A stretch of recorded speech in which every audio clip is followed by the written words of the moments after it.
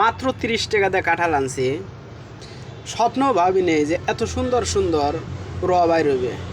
বিশ্বাস করেন, খুব সুন্দর একটা কাঁঠালের র বাড়াইছে এবং অনেক মিষ্টি, যে মিষ্টির কথা বলা খুব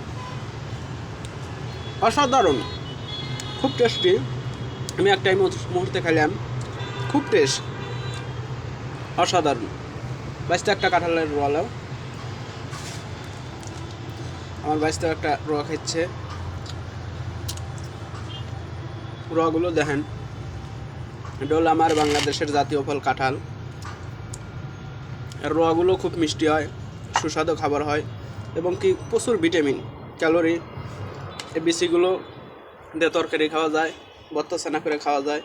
প্রত্যেকটা জিনিস, এই যে এই জিনিসটা দেখতেছেন না, এইগুলো গরু খায়। গরুর দিলে পরে গরুর অনেক পুষ্টি হয়।